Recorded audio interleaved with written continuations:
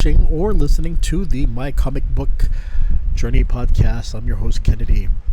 And with this issue, we're going to talk about, this topic, we're going to talk about Mad Magazine.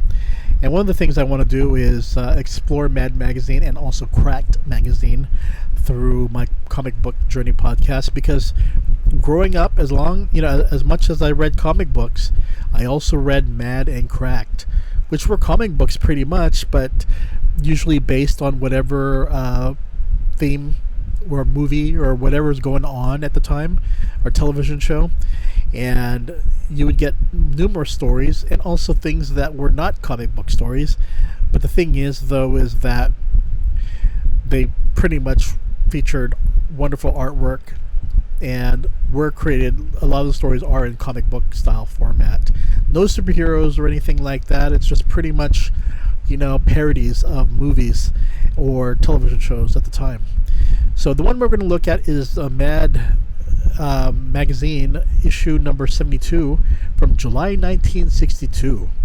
This is the special 10th anniversary issue, and it was 25 cents at the time. Look at that cover right there. But let's go ahead and we will talk about this issue. So, Mad Magazine. My gosh. I'm not sure. I don't think any of these magazines are still around, right? I mean, the websites are probably still around, but I don't think I think I saw Mad. Maybe it was for the online version. I have no idea. But during the time I grew up, it was a wonderful time to read these magazines. They were inexpensive, and you got a lot for your money. So, again, this was issue number 72 from July 1962. The company's EC Publications Incorporated. Publisher was William M. Gaines. Editor was Albert B. Feldstein. Art director was John Putnam. Production was Leonard Brenner. Contributing artists and writers, the usual gang of idiots, according to this magazine. So in 1952, Mad Magazine was created by editor Harvey Kurtzman and publisher William Gaines. Originally launched as a comic book, it would become a magazine, and it was a satirical publication that had a large readership. The largest was in 1974 with 2 million readers. And it was also known for publishing ad-free from 1957 to 2001. Wow, that is a long time. Today, Mad Magazine is owned by DC Comics, Time Warner, and the magazine continues publishing. Well, this is back then. I don't know if it continues publishing, but we know that there was over 500 issues, over 525 issues, or over 540 issues. But there was also hundreds of reprints, specials, compilations, and more. I've said a lot during my about.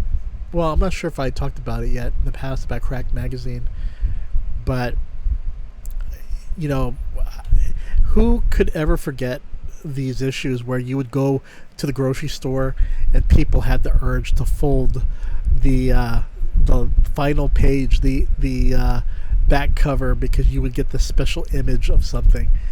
I just remember those days. It was really interesting, but I know there were a lot of people who were either Team Mad Magazine or Team Cracked. I will tell you that I was actually Team Cracked. Was primarily because Mad Magazine was hardly available on the racks or the magazine shelves, and all I was left was reading is Cracked Magazine. And you know what? I loved it. But bitter as I was as a youngster, that I sided with Sylvester the Janitor versus the gap-toothed Alfred E. Newman. But I'm not going to lie, if I had a chance to purchase an issue of Mad Magazine and partake in the folding of the back cover, I did just that. So let's go ahead and I'll show you.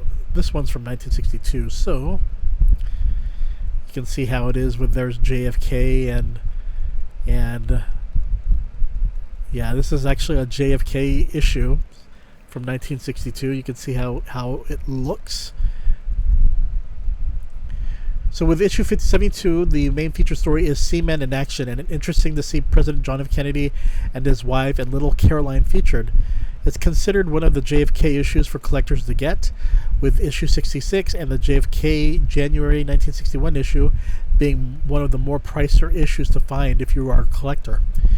Included is Mad Magazine's Don Martin's A Fisherman and His Wife, a parody ad for Hilton Hotels, the lighter side of smoking during an era when smoking was seen as cool for men and women, a feature called Mother's Day Cards for Substitute Mothers, which is an interesting feature for mothers who spend less time with their children, the even popular Spy vs. Spy, a Mad Guide to Party Conversation, which features jokes about egotistical people and major name droppers. One of my favorites, titled If Comic Strips Characters Were as Old as Their Strips, which features an older Popeye, Dick Tracy, Superman, Little Abner, Dennis the Menace, Tarzan.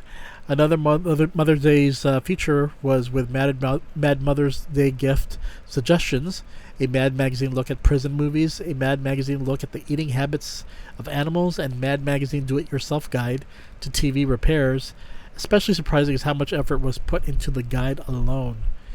But overall, this was a solid issue to showcase America during a time of support for its popular president at the time, a time when smoking was seen as cool and big love for Mother's Day. Something you probably won't see these days in comic books all that much, but for the most part, yeah, this was an interesting Mad Magazine issue.